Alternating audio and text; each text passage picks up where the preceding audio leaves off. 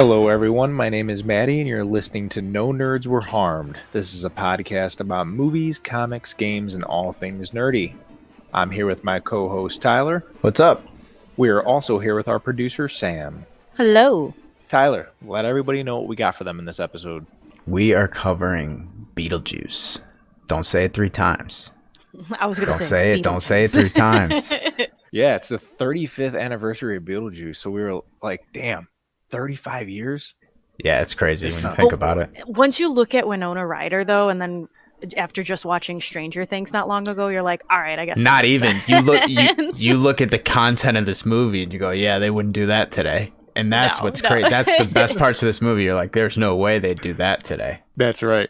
We have nerd news for everyone. We're talking Beetlejuice. We got your read, play, watch, and then we're going to let you know what's going on in the next episode.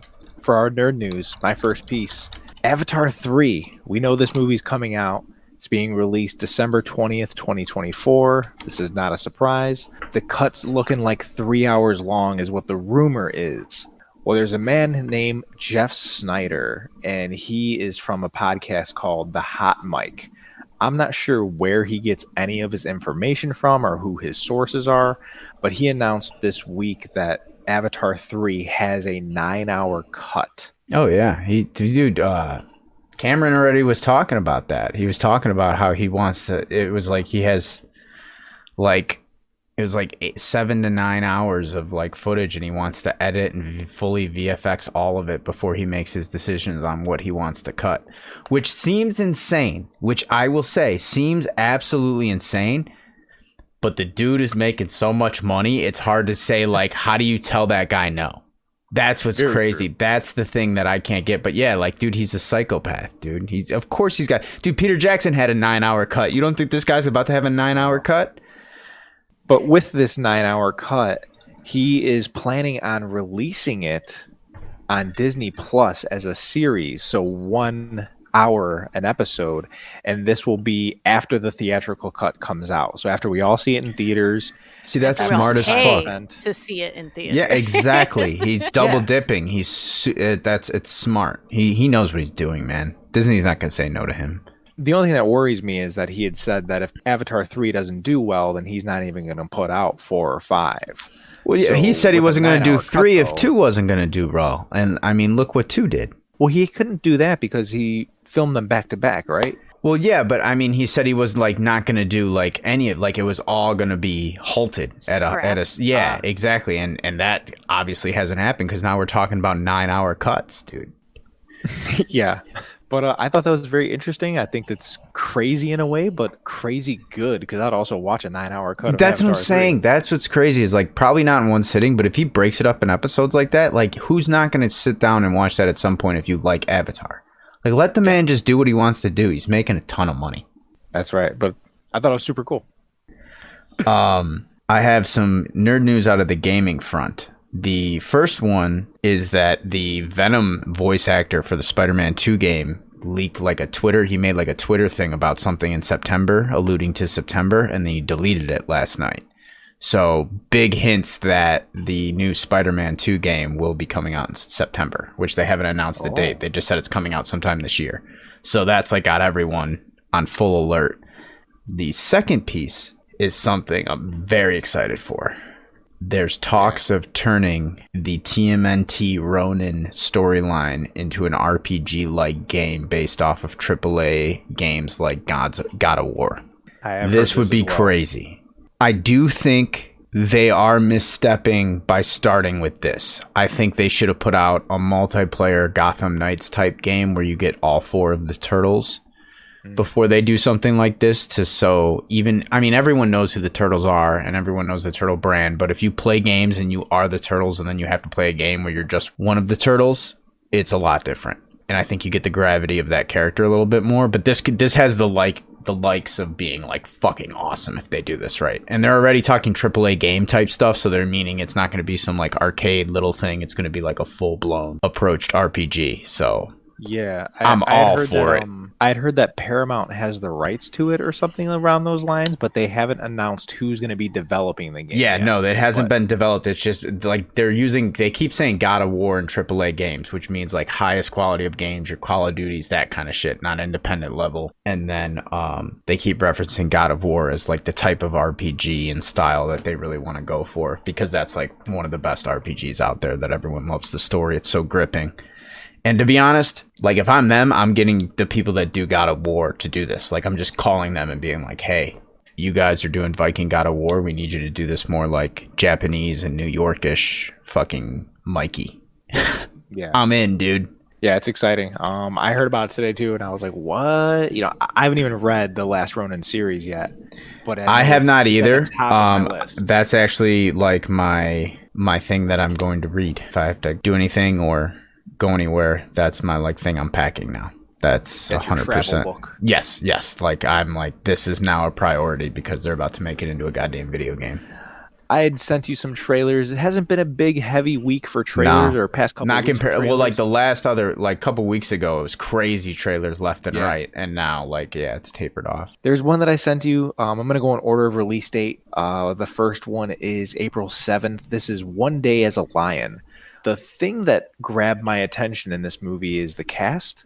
This movie, is this is an not actor's Tom. movie. This is like Yeah. they have great actors in this movie that are gonna play great characters. I actually really like this trailer. I did not know about this at all, and then Yeah. you sent me it, and I actually like this the most out of all the trailers that we're about to talk about. Okay. Yeah, I'm It very definitely interested has in this the, movie.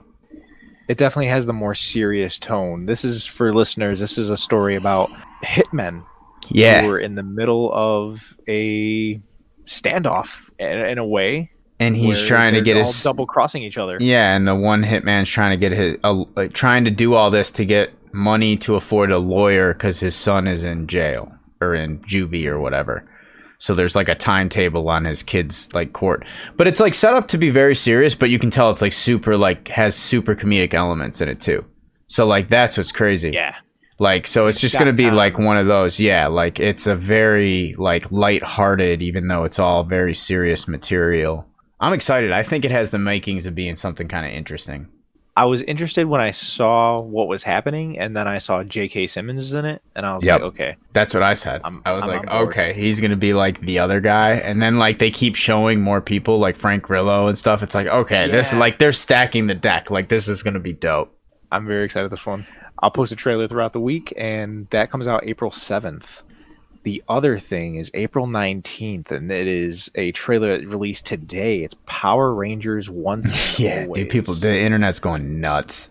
I showed this to Sam a little while ago, and I'm excited for this. I mean, Yeah. it's I is mean, a I'll say reunion. it is as Power Rangers as it gets. They didn't try to improve a goddamn thing. No. It wasn't like the new Power Rangers movie. They literally were like, we're going back to the old nine.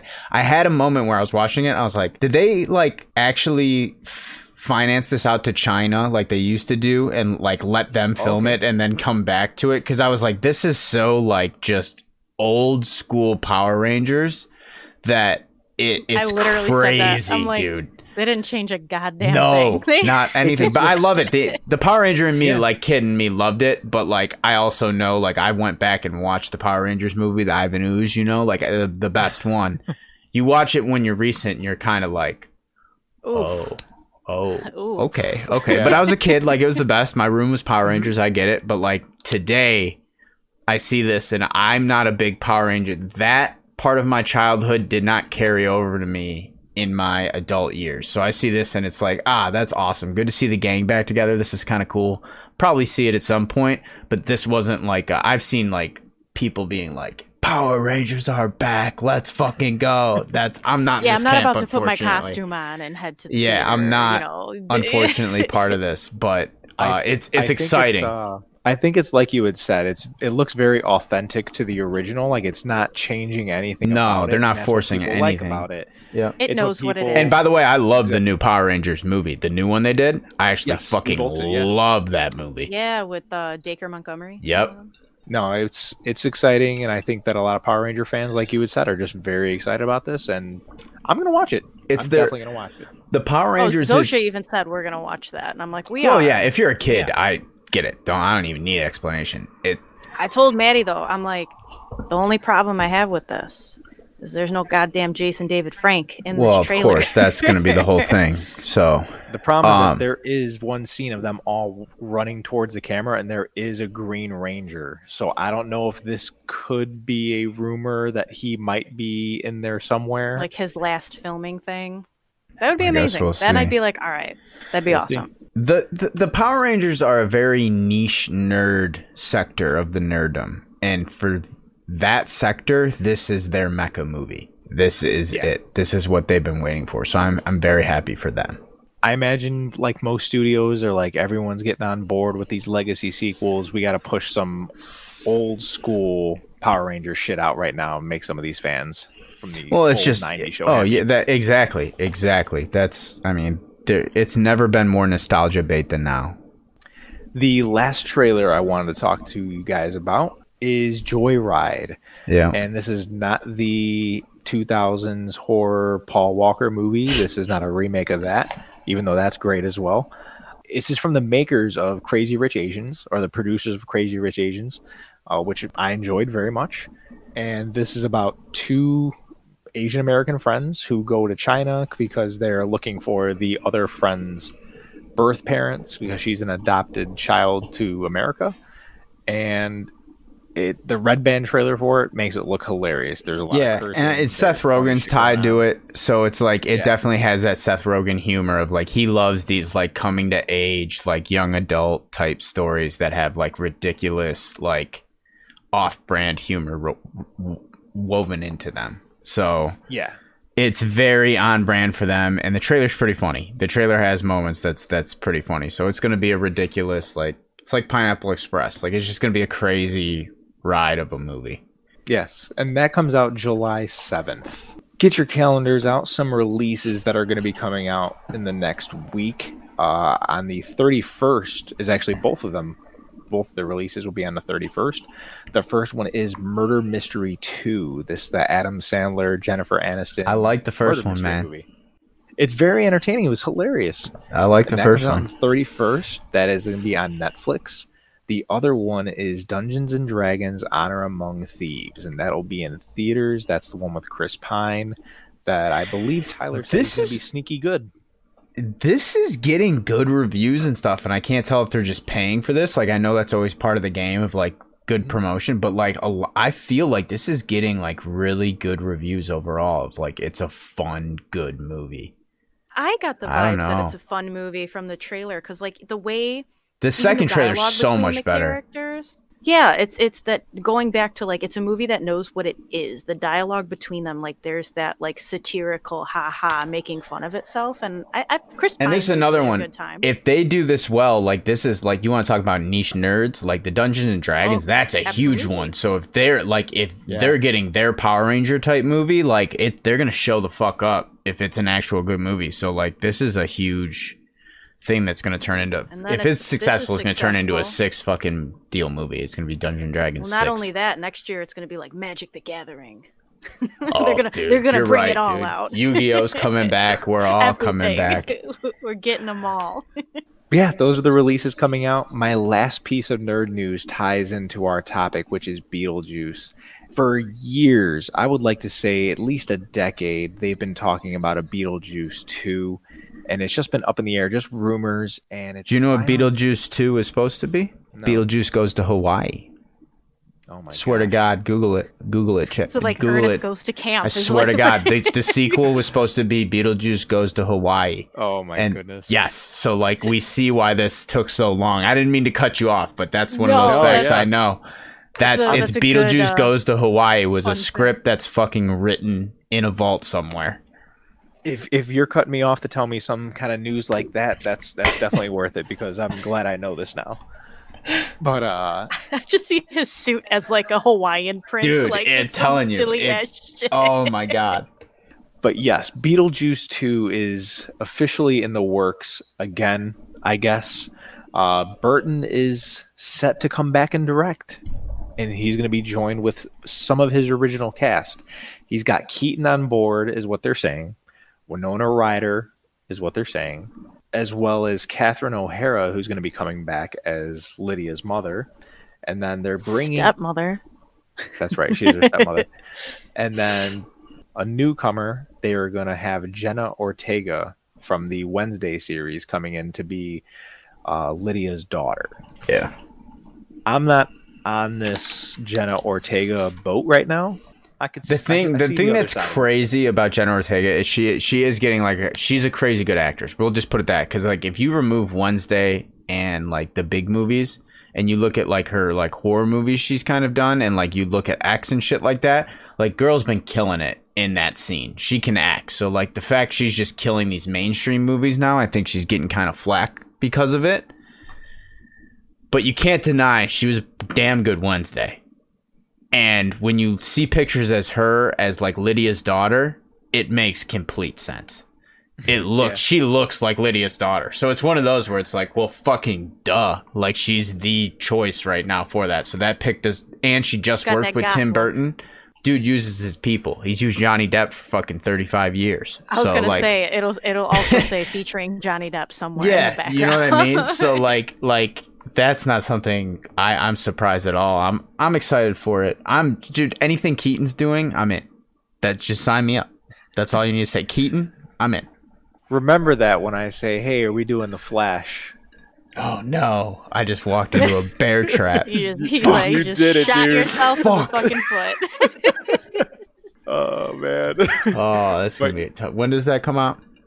That's July. I got a couple months to figure this out.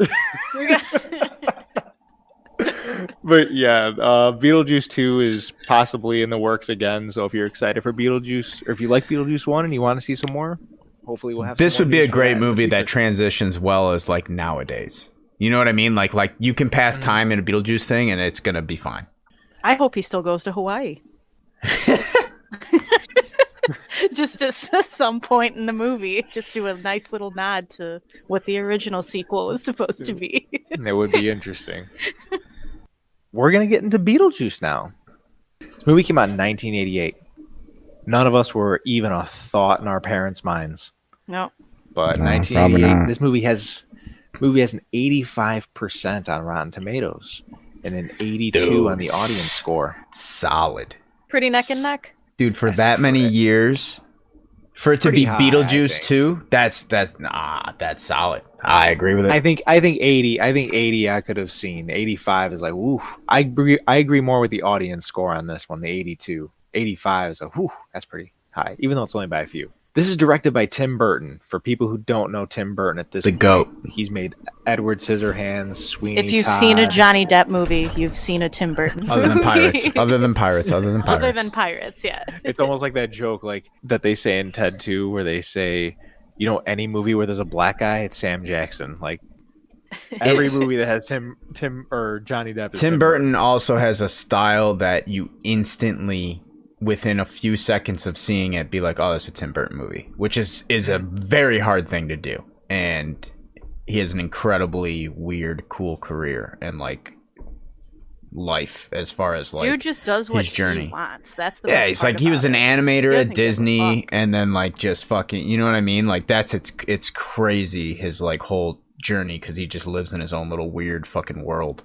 Yeah, he'd be cool to sit down and have dinner with and just talk. He's got to have crazy stories, or he's just scary. Yep. Right, watch him not even eat. He's I just photosynthesized. I'd be yep, that sounds about Tim Burton. He's a vampire. But this movie, Beetlejuice, follows Adam and Barbara, who die in a car accident, and now they're ghosts. And after a new family moves into their home, they try to haunt them away. But with no luck, they turn to a rambunctious spirit named Beetlejuice, played by Keaton, who becomes way too dangerous for them, as well as the Dietz's daughter, Lydia. Pretty much what this movie's about. And if you haven't seen it, we definitely recommend checking it out. Oh, it's one of those that's it's a classic movie. It's so original and just, you know what I mean? It's one of those where it's there's not another movie really like it. It's one of its own. It's in its league of its own, and it's done very well. It still holds up really well. It's fucking PG, bro. That's the thing that's Really? That movie crazy is about it. PG. That movie, watching it now, I was like, this could today be rated R. It Yes. definitely is PG-13, without a doubt. But it could be rated R. I was rewatching parts of it earlier today, even just like cleaning, and Amelia would run into the room, and I'm like, oh damn! It's all. Like, And I saw this at a way too young Barbara's age, and head's I'm off glad right I now. did, because this was such a good movie. Speaking of seeing it at a young age, first impressions. I mean, do you guys remember the first time that you'd seen this movie? I don't remember the I was first time. I was so young. But I do know it was a problem that I would like burst out screaming "nice fucking model" and grab my crotch in public. So like it was a thing that it was like, dude, shut up, you can't. So like I this was one of those movies that I loved, and I knew that there was bad things being said, but if I was quoting the movie, I could kind of get away with it, and I used to quote Beetlejuice all day long. The scene that always stuck in my mind is when he's like in the waiting room with the dude with the little shrunken head. Oh, just, like, yeah. staring Oh, at everybody. I feel like that was what I remembered the most as a child. Was just like, look at him in his tiny head. I probably saw this movie when I was 2 or 3, I want to say. And like you had said, nice fucking model, honk honk. Like that was definitely me as well. Yeah, that was around the time I saw it. The music in this movie, done by Tim Burton's buddy, Danny Elfman. Yep. See, You can if tell. people don't know It's him. perfect. It's This is Nightmare Before Christmas. Yep. He did Men in Black. He did the Spider-Man Sam Raimi films. Batman. He did Batman. It's all around great composer. It's not any different for this movie. The music in this movie, it's pretty much the same notes the entire time, but it creates a world It in a changes, sense, though. yeah, It absolutely. just it makes total sense with the world you're given and the thing that's going up. It adds a lot of comedic relief in a sense, where you're dealing with weird and like scary things, but the music's always kind of jovial and like carnival-y, where like it feels like you're still like you're almost watching a cartoon in a way. I feel like. So the scene where Adam's character is reading the title of the book, the Handbook for the Recently Deceased, and he says diseased. And it plays the music. dramatic, and then it replays it when they say deceased. Yes. That's what I'm saying. Like they're playing into comedic things with the music. So even when the music's dramatic, it has a funny punch to it, you know? And that's the does. beauty of it. The cast in this movie is all great. Oh, stellar So we cast, got dude. Alec Baldwin plays Adam. For people who don't know him, he's from The Departed. He's also from It's Complicated. Gina Davis plays Barbara. She was in A League of Their Own and Thelma and Louise. I've never seen Thelma and Louise before. It's pretty good. Michael Keaton plays Beetlejuice. We know him from Batman, The Founder, Birdman, Spider-Man, The Homecoming. Vulture, yeah. Catherine O'Hara plays Delia Dietz, and she's from Home Alone. She's the mother in Home Alone, as well as people love her in Schitt's Creek. So good. Jeffrey Jones played Charles Dietz, and he was in Sleepy Hollow, and he also plays Rooney. in Ferris Bueller's Day Off. Yep. Dude, it's a stellar cast. And then we end with Winona Ryder, who plays Lydia. We know her from Edward Scissorhands and Stranger Things. Even the Otho? yeah, Otho. He was like an actor of the 90s. You know, he's in Dunson Checks In. He's in all those like comedy type movies. He's got he's in a lot of type movies too. So that guy's even in it, where it's like they had everybody clicking on all cylinders for this movie. I have this whole section now where we just talk about some of our favorite scenes. We can go in order the movie if we want to. This movie starts off with Danny Elfman's fucking amazing score. And a crazy, really cool intro credit, like classic late 80s, 90s, where they get all the credits in the beginning of like going through the town where you almost think it's an overshot, but it's just like them on a model and the giant spider. And it's holy shit, what is this? It's really It's cool. it's like tricking you to think you're going into this world, and then you're realizing you're in a different world, and off the bat now Tim Burton's got you. But even in the town, they make it a town that could be like anywhere USA. It's not anywhere you can pinpoint exactly where that town is, and that's where he's got you, because now anything can happen in this movie because you're existing in a place that isn't really real, but it's still real. It's like Edward Scissorhands. It's anywhere suburbia, but it's not. We see this lovely couple, Barbara and Adam, and they're at home. It's a staycation. They're just doing things around the house. So they go into town. He's got to pick up something from his store for the model town that he's building. And they get into a car accident. And this dog, I don't know why this dog always stuck in my mind as a child. Oh, always, But I because thought that they I was almost gonna hit run off like the the bridge. dog coming in, and they don't. And then you see the dog follow them into town, and then they almost hit it and swerve off, and then the little dog's just the dog is balancing the car on the bridge, which makes zero sense. But as a kid, you're like, oh my god, what's gonna happen? And then the dog's just like, all right, I'm out of here. In the water they go. And this is one of those things too, where it's like it's hard to believe that we watch this as kids. Like, there's death that happens, and I don't. Yeah, I just because don't think I we're think it went fucking over my head. '90s. We're '90s babies, and our parents were like, dude, this is life. You'll figure it out. You'll be all right, dude. And then you get through it, dude. That's why every Disney movie starts with a goddamn death, because they're like, suffer the heartbreak, learn a lesson. Now we're gonna have fun. Let's sing some songs and shit. Yeah, exactly. That's exactly what the model is, and that's what Tim Burton did in this, except eliminated a couple songs. But they get into this car accident, and the next scene we seen is of them walking into their house, and things just look different. It just looks out of place. Yeah, I'm it's not like sure darker and it just like doesn't seem quite right. they're not even sure how they got home. He walks outside, and he's transported into this sandy desert where we see this sandworm, Yeah. and she grabs him and brings him in. She's like, "Where'd you go? I have no idea where you went, and it's been a while." Yeah, he's like, oh, I was only gone for a day or like a couple seconds. And she's like, it's been fucking a day or whatever. So let it be on record that Tim Burton did before Christopher Nolan. Yep. She brings Adam to a mirror, and she picks up this toy pony and starts putting it across the mirror and shows that they don't have reflections. Vampires, bro. Yep, vampires. But she's insinuating that they're dead, they're ghosts. We do get the first look at Beetlejuice in the next scene, which is him just...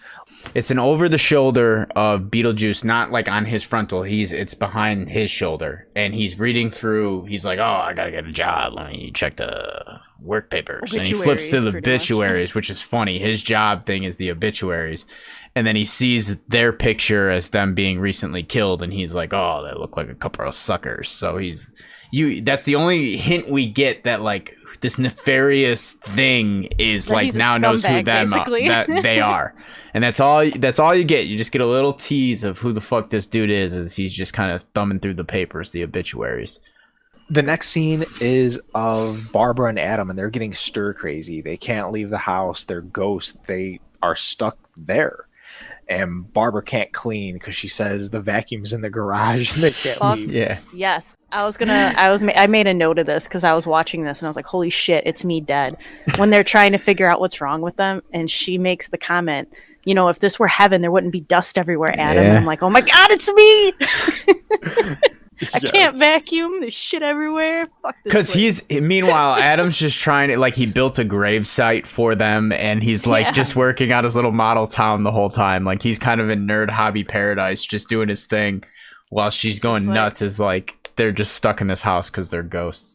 And I gotta say, the pacing of this movie's great, and the timetable's great. You don't question it, but they don't explain, like, you can clearly tell, like, oh, it's been, like, a week. Like, you know, like, it's not one of those, like, 24 hours later, 36 hours later. It doesn't work like that.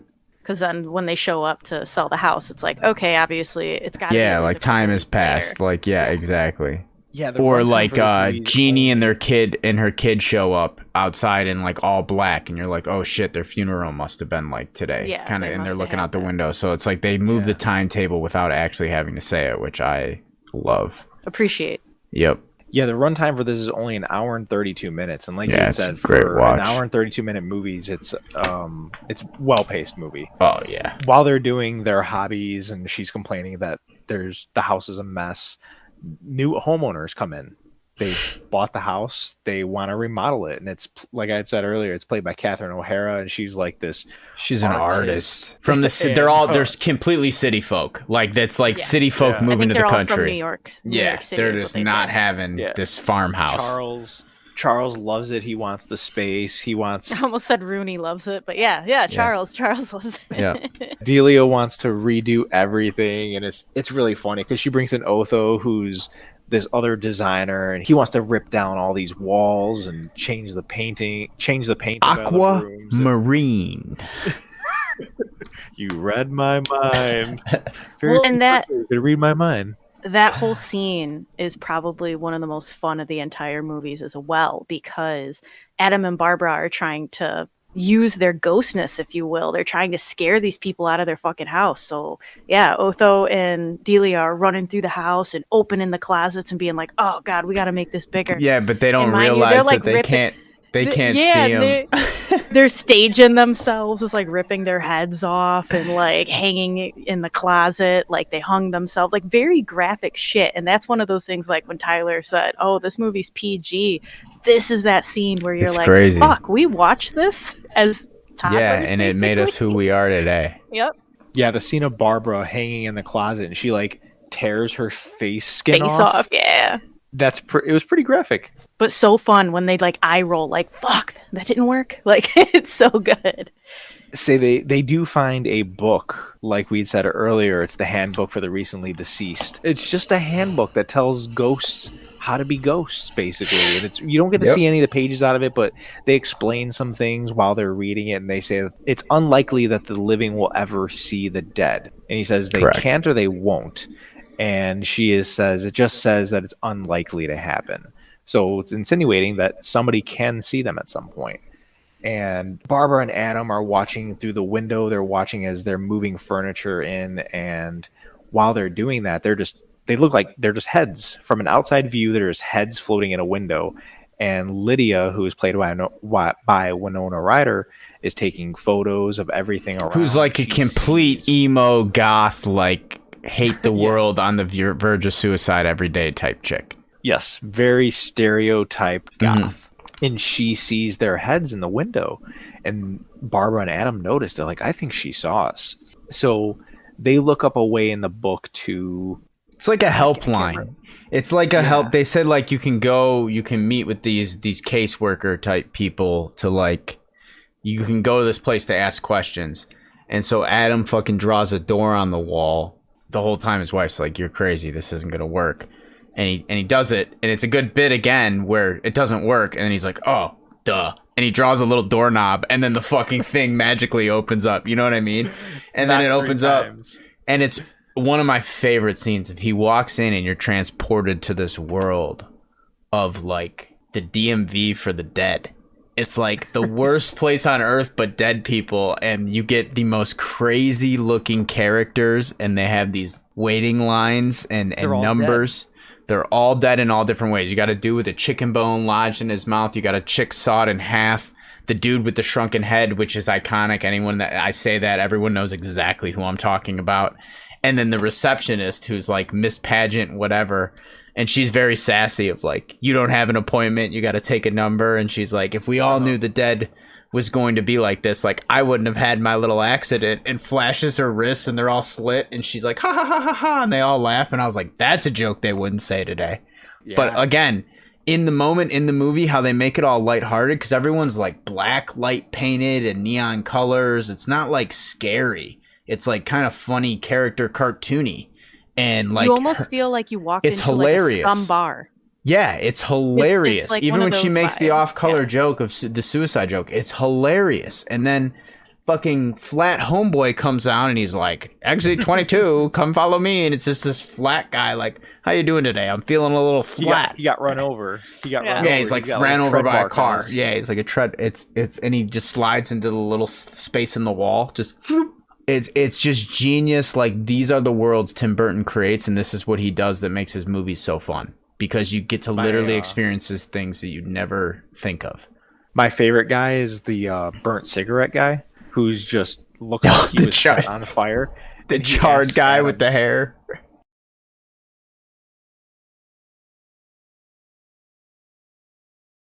Yeah, and then he like laughs real funny. Yeah. Dude, I like the caseworker. Let's just get into the caseworker, dude. Juno? Yeah. Juno, dude. She's like a New York agent. Like, she just doesn't have time for the bullshit. Like, they didn't read their book. They don't have their handbook on them. She's like, "You only get fucking 3 appointments per thing. You're using 1.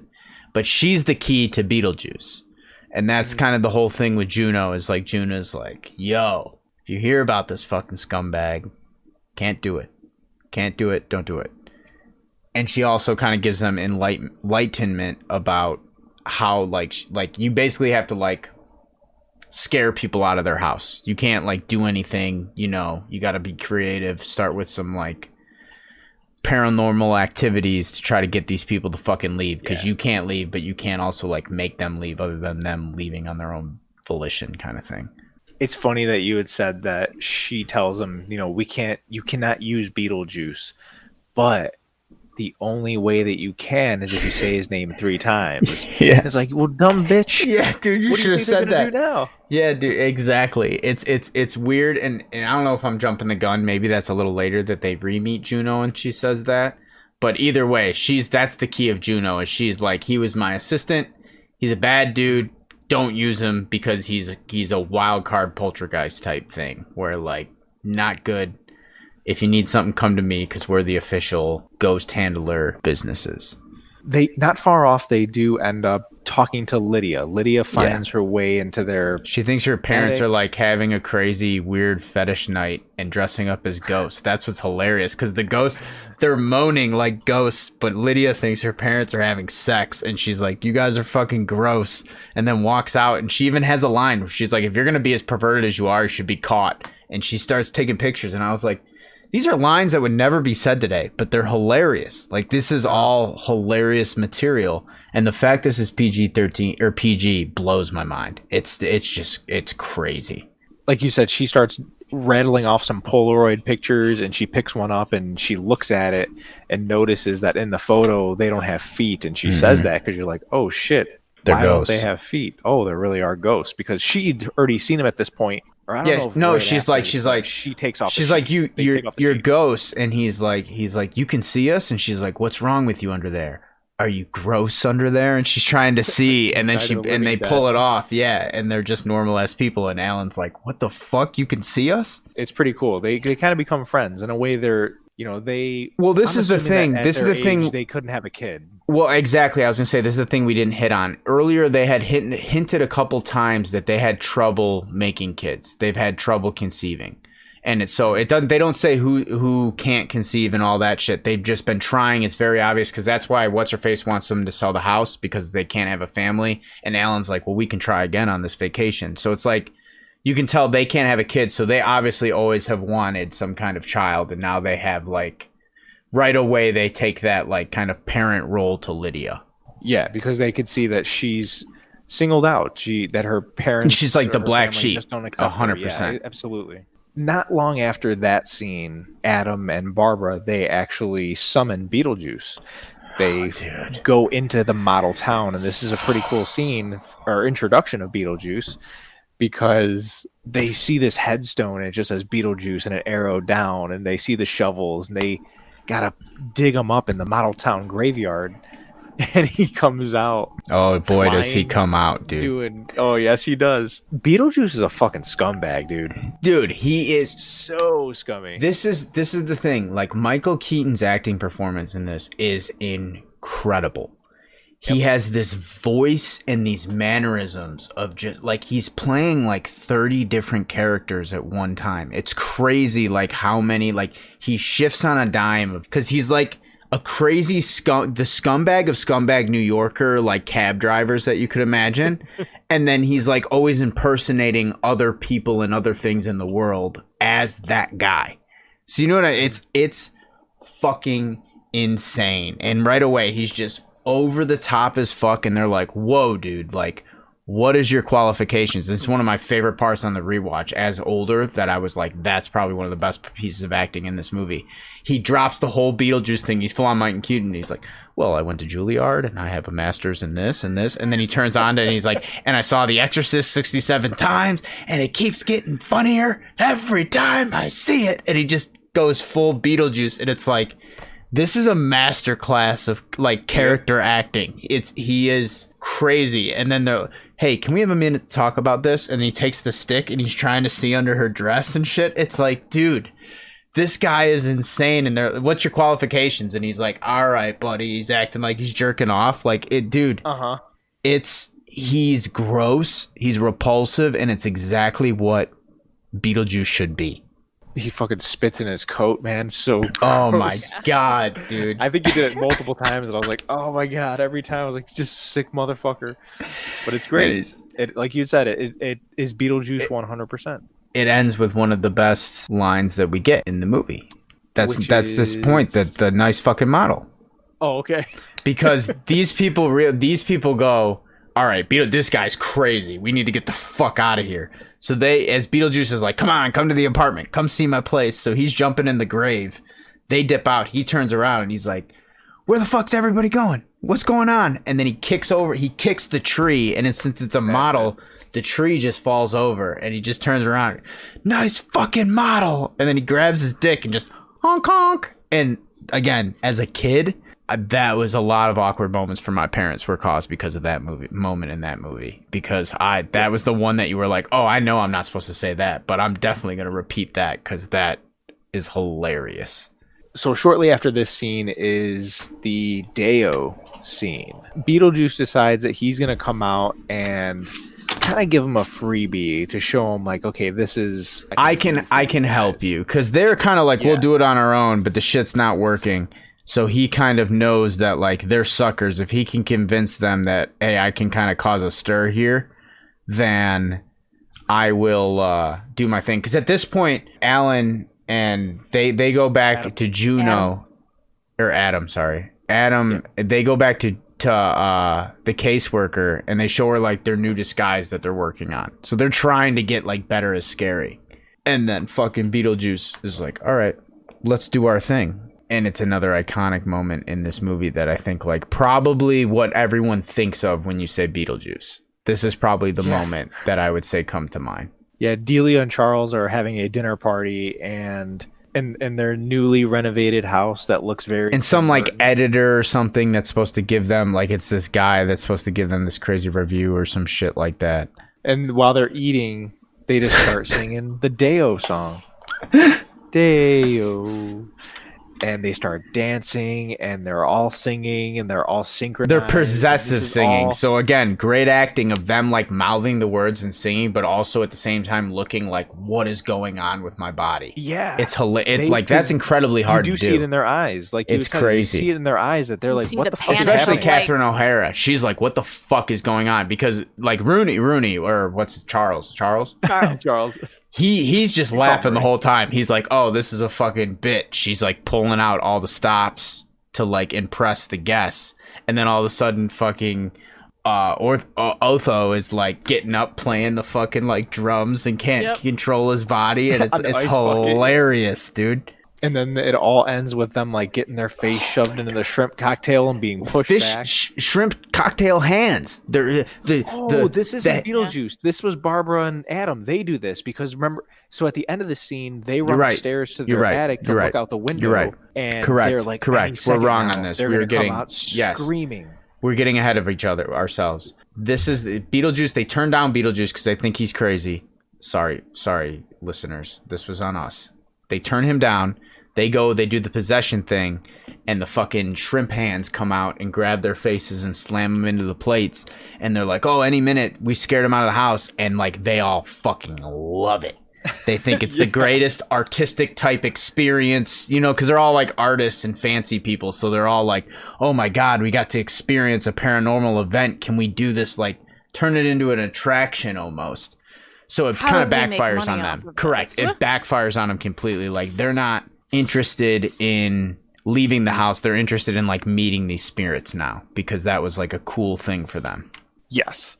And that shrimp hand scene scared the fuck out of me when I was younger. Oh, everybody. The hand, it's all fun and games, and then the shrimps turn into hands and grab you, and it was like, oh no, I'm out. This is not fun anymore. This is very as a kid, I did not like that. So after this scene, I believe it's when all the people are coming back downstairs when Beetlejuice turns into a snake from the railing. Correct.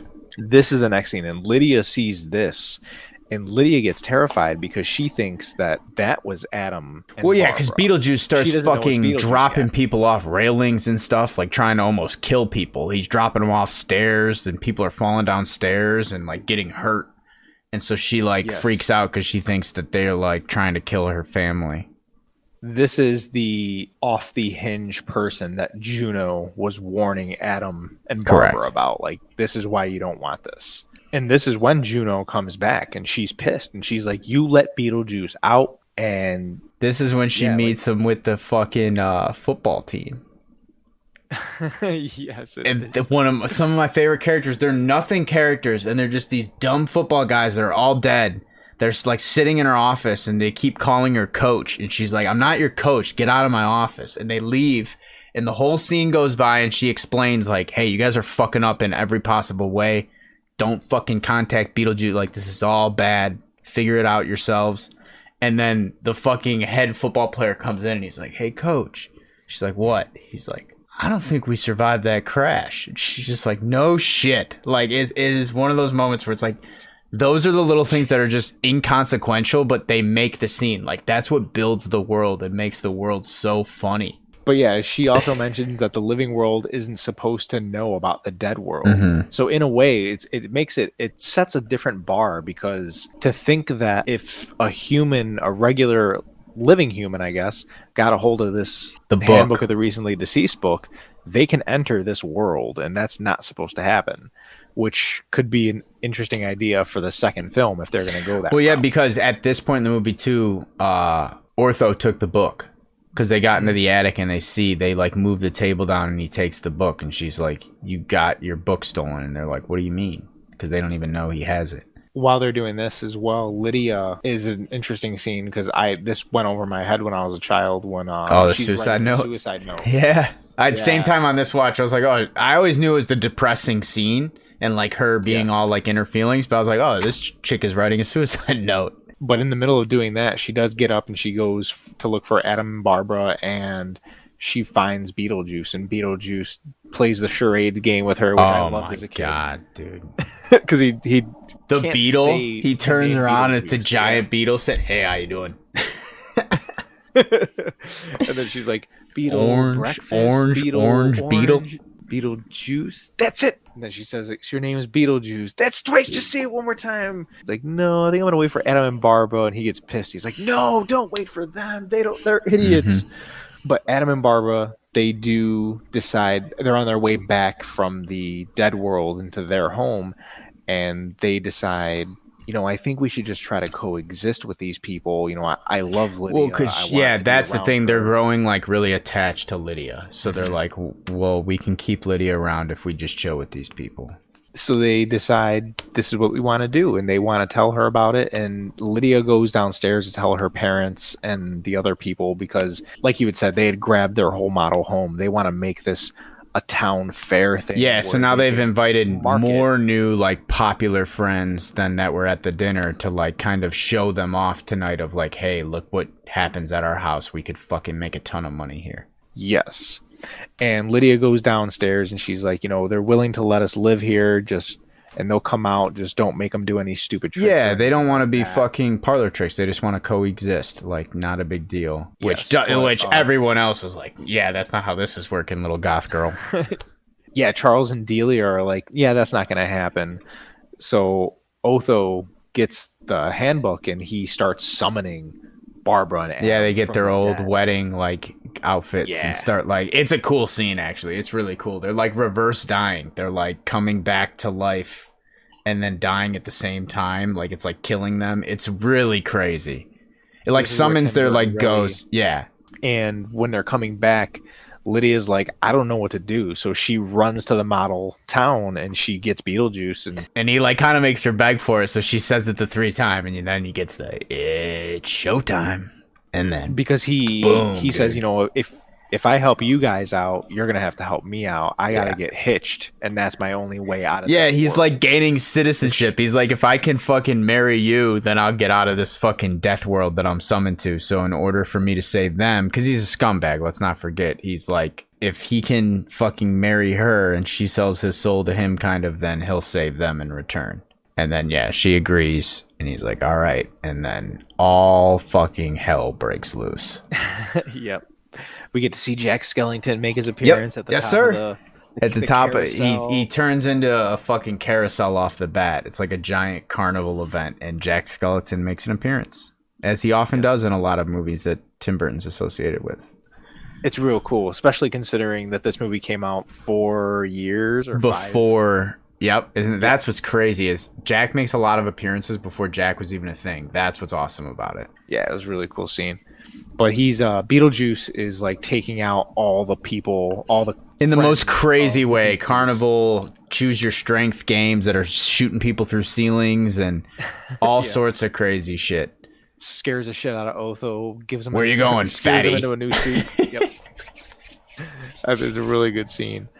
But it ends up with just being the Dietzes, Lydia, and he sets up a wedding in the fireplace. And dying Barbara and Adam. They're like skeletons that are decomposing, like his jaw's falling off and shit like that. Yeah, I wanted to say Gina Davis. Barbara, she starts trying to say Beetlejuice, and I always remember him putting a zipper under her mouth, and she does the Matrix, the Neo thing, like cover the mouth so they can't say any words. It was just something that always stuck with me when I was a child. Mm-hmm. But then he does his Beetlejuice magic and sends her to the Sandworm Desert and sends Adam into the model town, but he's got a little truck there, so he's driving it, and she's trying to get away from this sandworm while he's in the middle of a wedding ceremony about to marry Lydia.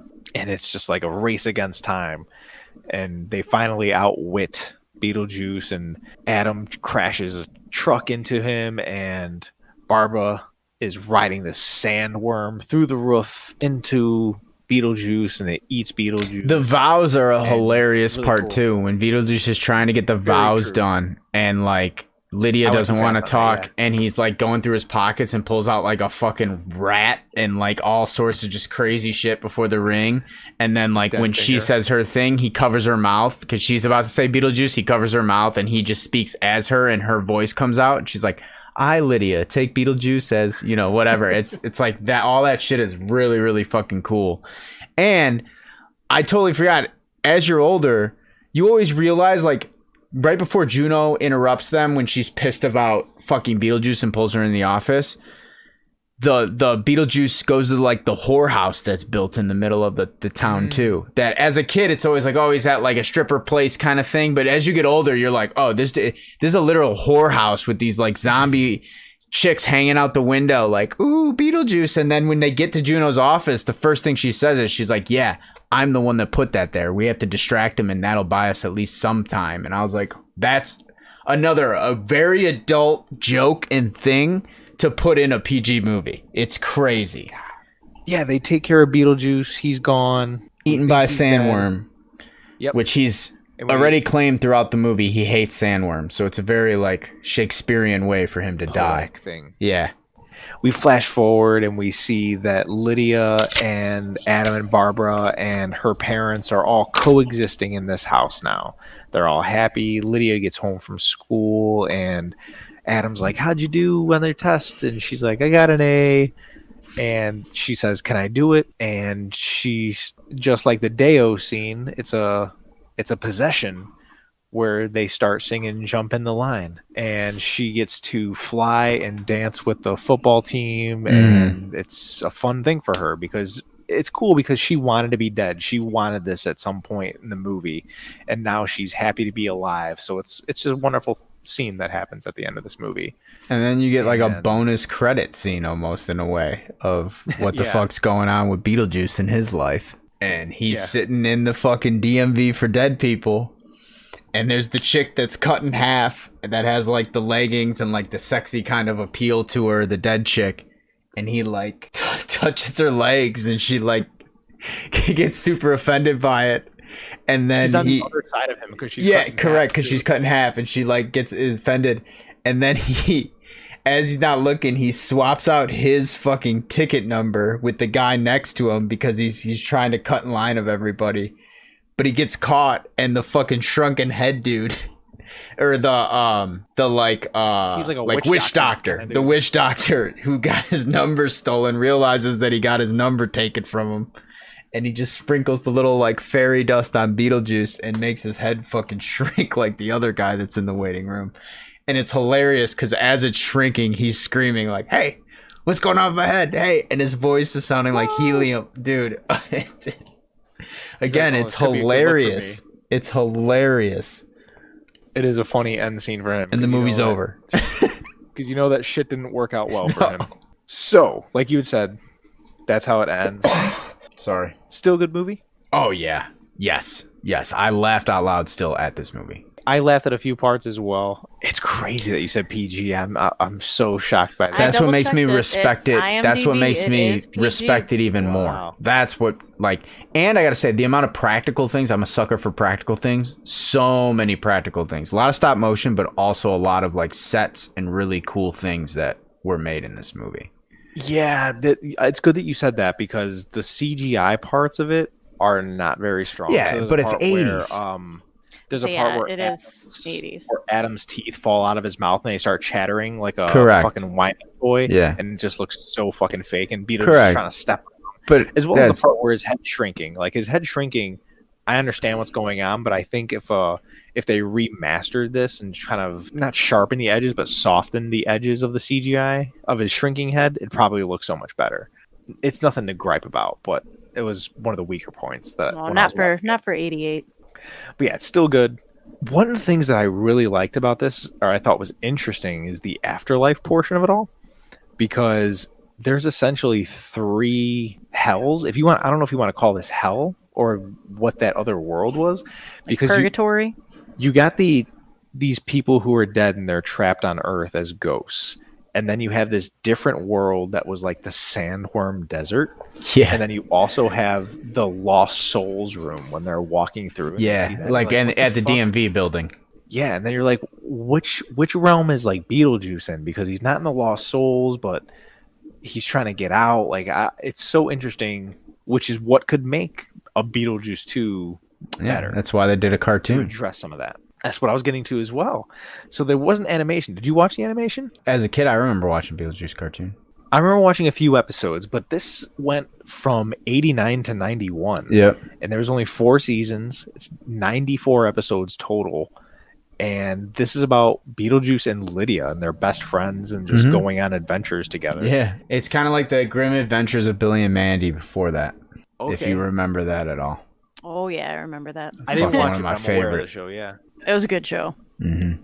Yeah, and then another rendition of Beetlejuice is there's a Beetlejuice musical that came out in 2018. Yes. And it's actually coming to Chicago. Well, and let's just say, if you've gone to Universal Studios at any point in your life since '88, there's been a Beetlejuice live show that you can catch at any point too, which is I didn't know also that. fucking I've never been there, though. fantastic.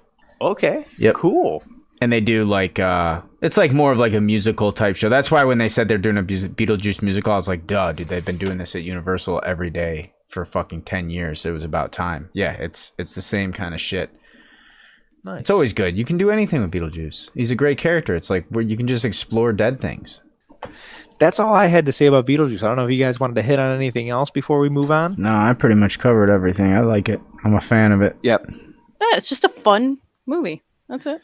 Yeah, if you haven't watched it, check it out. If you haven't watched it in a while, check it out again. You might be surprised by this PG Rated movie. horror comedy, whatever the heck you want to consider this to be. Tim Burton. Just Tim Burton. Yeah. And on that note, we all have made a list of our top 3 Tim Burton films. Yes. I'm excited to know this because even if it ends up like our M. Night where we all have the same 3 movies, but they're in different ranking orders, it'll be interesting.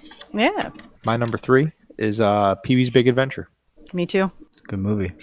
Mine That's is my not number 3. that, but we can talk about Pee-wee's for a second. Great movie. Crazy Oh, movie. Every kid watched that movie and was like, damn, it would be really cool to have a bike like Fucking that. everybody tried to make a breakfast machine. Yeah, dude. Like, yeah. It's Get your great dominoes movie, out and stuff to be like, can I get it to dude. Another go through, terrifying push it scene down? when he's getting surgery yeah. by like the fucking surgeon clown thing. Dude, Oh. oh my God. Mm. Nightmare the fuel. imagery, even the whole large Marge shit, like that stuff that's what I was scared gonna get at. that scared the shit out of me when I was That was little, but I scary. still loved this But I movie. always wanted to be rich enough to play Battleship in my bathtubs. Yeah.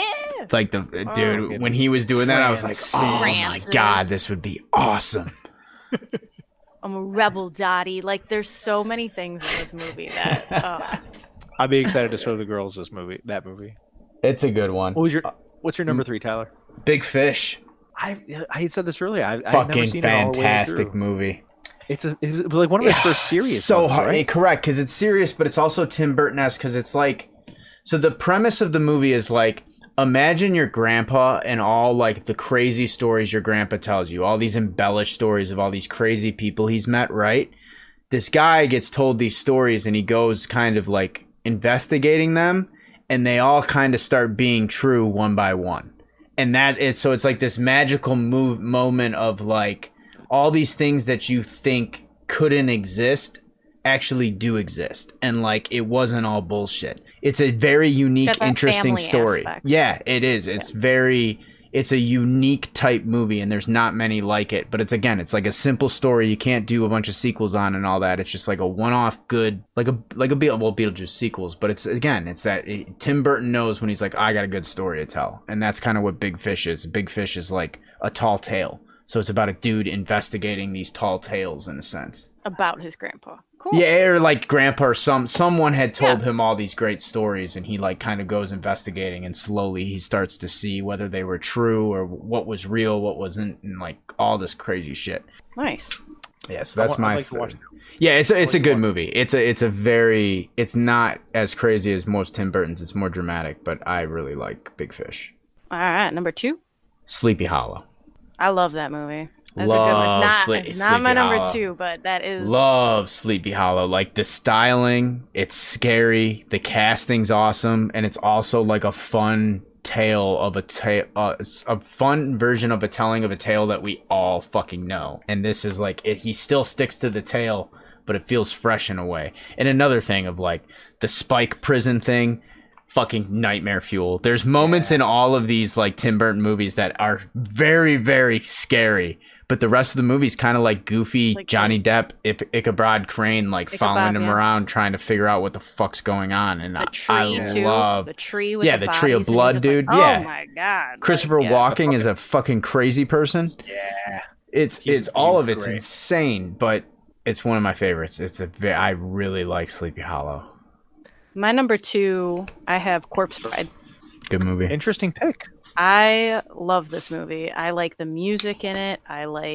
Obviously the animation is same shit as Nightmare Before Christmas. Claymation, stop motion type stuff. Stop motion, yes, but it involves more realistic people this time than with the dead world, if you will. So I always going back to the world of the dead with Tim Burton. Mm-hmm. Yep. But I like it. I like the story. I like the twists in it. It teaches you that story of the dead letting go of the living and vice versa, the living letting go of the dead. Good time. And yeah, like you said, Tyler, everything with us growing up as children, slap some fucking music on it and it's a good time. Yeah, for real. It's easy. Yeah.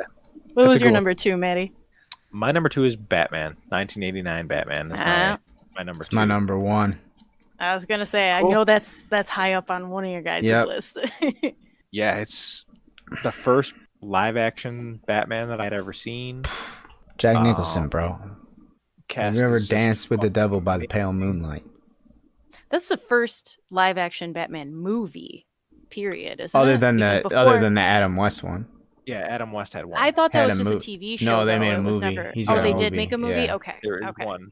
It's actually not bad. It's crazy. It's Adam West to the nines, but it's like a 60s compilation of all the like villains. They all like get together and start doing the furious shit. That's the shark repellent. That's where like that shit comes from. It's the movie. Okay. It's like what you would imagine a live action version of Batman meets Scooby-Doo without Scooby-Doo. Yeah, that makes sense. That's very on cue.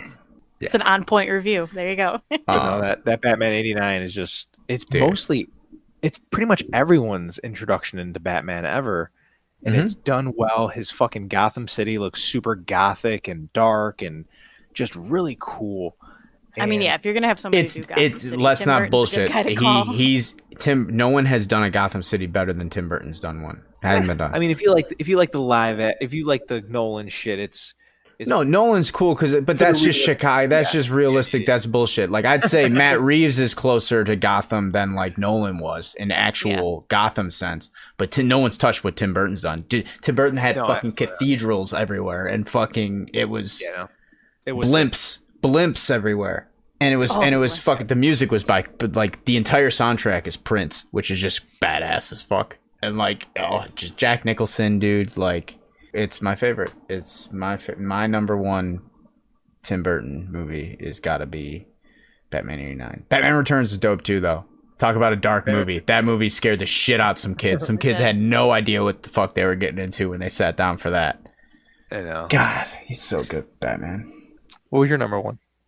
Sam. My number one is Edward Scissorhands. I like that movie. movie Traumatized me as a kid. It's traumatizing, but it is just such an original story and script that there is nothing else like it. It is so unique. It's just like, it's got the elements of like Frankenstein, of him making like his little monster and stuff like that, but also just not at all. Like, he's a kid. He just wants to belong, but he can't because he has no hands. Dude, and it's Must just be a real boy. I remember going.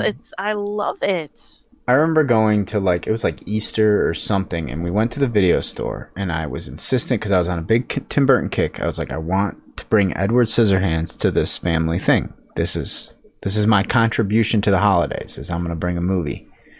So my mom's like, all right, we'll get Edward Scissorhands. And I remember her kind of being like, you're not going to fucking like this movie. Like, just because I didn't like a lot of scary shit. I got really into scary shit the older I got. It's weird. I used to be very anti-scary things other than Tim Burton shit. But this was when I think my mom was like, yeah, I don't think you're going to like this. And then I remember being like so adamant that like we turned this fucking movie on in the middle of goddamn Easter or whatever the fuck, when everyone's dying eggs, the entire family's doing whatever the fuck they're doing. And then I remember within the first 15 minutes of being so fucking scared and like just seeing him and just like being in the corner being like, turn it off. Like, so like I brought this movie and then like fucking threw a crazy freak out to like turn this fucker off because I got scared out of my mind. And then ever since that, I was like, I'd hear the intro music of Edward Scissorhands. I'd be like, nope. I'm fucking out. No. I want no part of this movie. But again, watching it as older, it's a great movie. It's a great like a nursery tale, like a grim tale, fairy tale. You know what I mean? It's like one of those where it's like a dark fairy tale. It's great. It's like a coming of age movie. Much like you, I was afraid. Like, I didn't watch horror movies at all. And I mean, I didn't watch horror movies till I was like damn near in college. But this movie, I loved even as a child.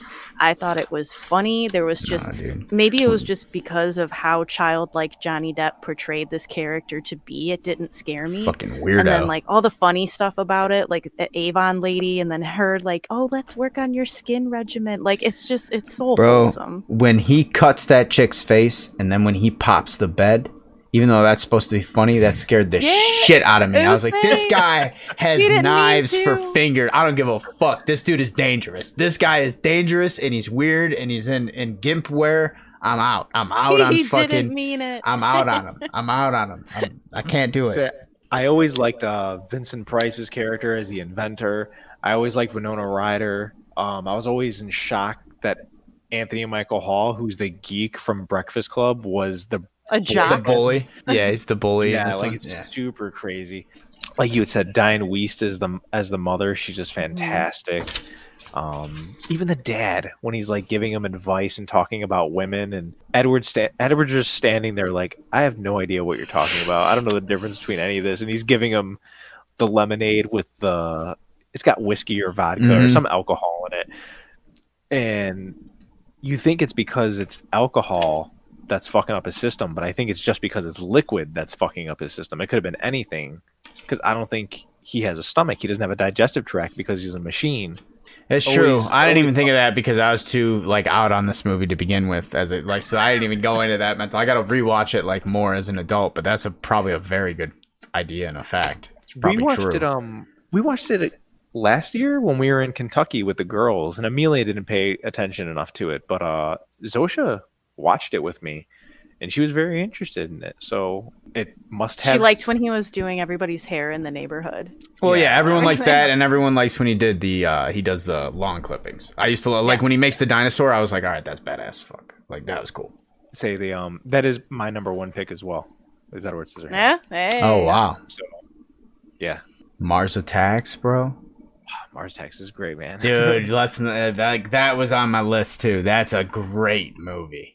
Our kids would be on their list. I know Emilio's number one would probably be his claymation stop motion of Frankenweenie. Oh yeah, They fucking She love loves that. yeah. I Loves mean, it. dude, his The Alice in creepy Wonderland was bat cat, she crazy. loves it. Sweeney Todd, fucking dope movie. Actually, dope way to do a musical as a movie. He actually pulled that off very well. And people like Charlie and the Chocolate Factory. I just was born in the era of Willy Wonka, so like it's hard to beat that when I grew up on Willy Wonka. Yeah. I grew up on Willy Wonka, but once Charlie and the Chocolate Factory came out, I jumped that ship just because it was all about Johnny Depp. Yeah, those are our top 3 Tim Burton films. We are going to move on to our read, play, watch. For my read, I have a book from 2011. This is Batman Gates of Gotham.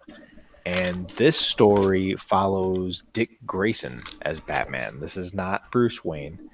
And it jumps back and forth between modern day and 1881.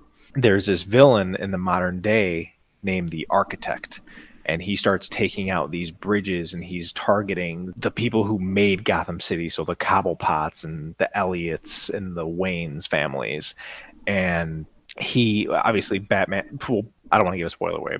There's a reason why Batman's not there, and it's just a really good story. Like I said, it goes back between 1881 and modern day, and it's cool to reveal the mystery of what's happening. It's cool to see a different Batman other than Bruce Wayne. You could see Dick Grayson as Batman, and I recommend it. It was only a 5-issue series, but it was made by Scott Snyder. Scott Snyder is the guy behind the New 52, so the guy who brought everyone the Court of Owls. Yep. It's also written by Kyle Higgins. Kyle Higgins is actually from Lockport, Illinois. He is oh, really? a That's native cool. to Illinois. Yeah, so Kyle Higgins actually wrote some of the Power Ranger stuff, and I think he did some TMNT, just a little bit of it. Yeah, he's a hometown hero in a way. Yes, check out Batman Gates of Gotham if you guys want something to read. My play, Marvel Midnight Suns has Again. Yeah, dude, out of nowhere dropped new DLC for Morbius. I played the Venom DLC and I played the Morbius DLC now, and they're both fucking fantastic. They've nailed how to get carried.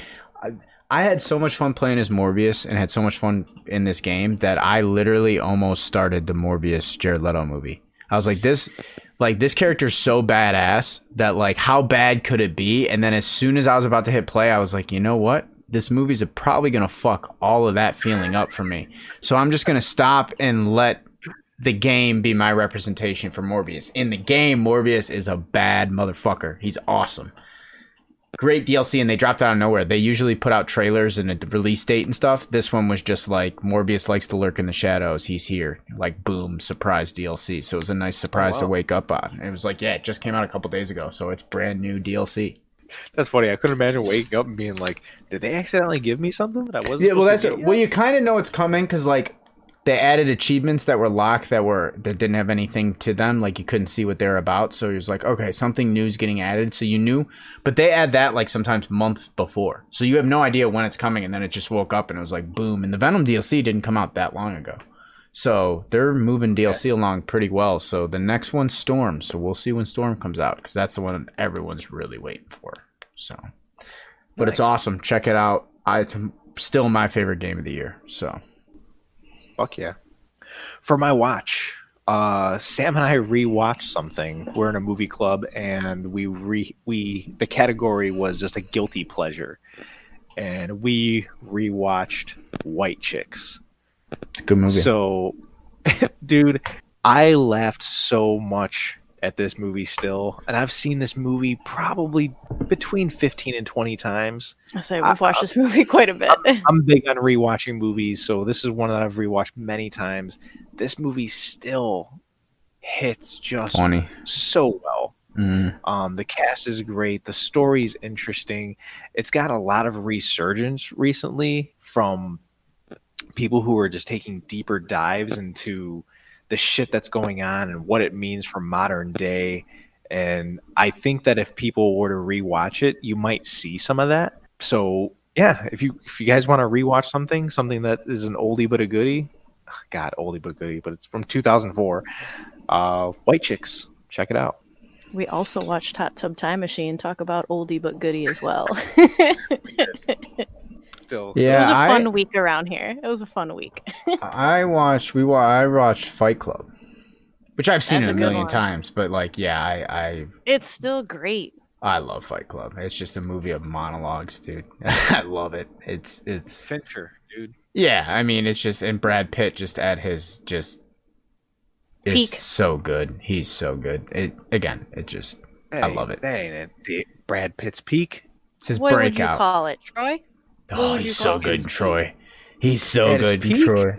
Peak is, peak? ironically, it's probably like one of the Ocean's Moneyball. movies. Like, Fucking Moneyball, you think's his peak? All right. it depends on what section. you. Yeah, We're I was gonna say we're it be depends here a on what while. you We like gotta go. consider his We peak. gotta move I'd on. say Fight Club. Thelma and Louise is his true breaking out, but Fight Club's like what like solidified him as like that guy because he proved he could act and he had his shirt off for the scene that everyone knows, and it's like, oh It yeah, helped put he's him that more fucking on the guy. map. I need Fight to know Club now. was So the one. If anyone's listening, what do you think is Brad Pitt's best film or his peak? Yeah, where was his peak? Give me. I'd probably go. I was Troy. gonna say you want to go best film and best acting, probably in Glorious Bastards. The character he plays in that movie is hilarious. He's so good in that movie. What's the tank movie? Fury. Oh, Fury, he's so good in Fury too. He's good in fucking Burn After Reading when he plays like the like weirdo like fitness instructor guy. Like that's what I'm saying. He's in the Brad fucking Pitt's a red G, jumpsuit. dude. He's hilarious. So Although great. Maddie and I might also say one of his peaks is just the Thanksgiving Friends episode. It's probably yeah. On with the rumor. And that's our episode on Brad Pitt. Everybody, we'll see. Tune in next week. Yeah. Tune in next week where we talk about Brad Pitt again. On that note, Tyler's going to let everybody know what we got going on for our next episode. So our next episode will be coming out April 11th. And it's going to be one of two things. We're going to kind of do what we did this time, where we're going to give you two options, and then one of them will appear on the 11th, the other a later date this month. So the one of two things that will be happening. It could be a episode that is movies that you may not know are actually comic books. Some may be a little bit more obvious than others, but there's a big list of them that might surprise you. if you kind of know, you know, but if not, you're going to be like, holy shit, that was a comic book. And it's a nice surprise because a couple of them are pretty popular movies too. So that'll be one episode where we're just kind of covering that, cast's favorite scenes from it, just kind of compilation of just different movies that are also comic books. Or, since it is April O'Neil, TMNT. We're going to be covering it. We're going to do another Turtles episode, but it's going to be the 2007 TMNT movie, so the animated turtle movie. That's the one we're going to cover this time instead of we did live action last time. This time we're going to do the animated, and one of my personal favorite TMNT content is this movie. Absolutely. It's a fucking great movie. So people, do your homework. Watch that movie before we do that episode. That way you could be in the conversation with us, so to say. But until that episode, Sam's going to let you guys know where you can hang out with us at. Come find us on our Facebook page at No Nerds Were Harmed, Twitter as well at NNWH Pod. On both those things, anything we talk about, nerd news, read, play, watch, etc., some polls we throw at you, you'll find on those pages. You're already listening to us, so awesome. Tell all your friends. Spotify, Apple Podcast, etc. YouTube as well. Our audio will be up on there. We might not do a video for everything.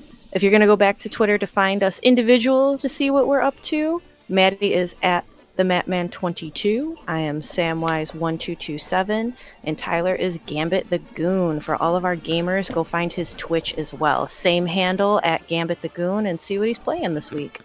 That's right, and that's all we got for you guys. We hope you enjoyed the episode because we enjoyed making it. So until next time, stay nerdy. I'm Maddie. I'm Tyler. We'll catch you in the next one.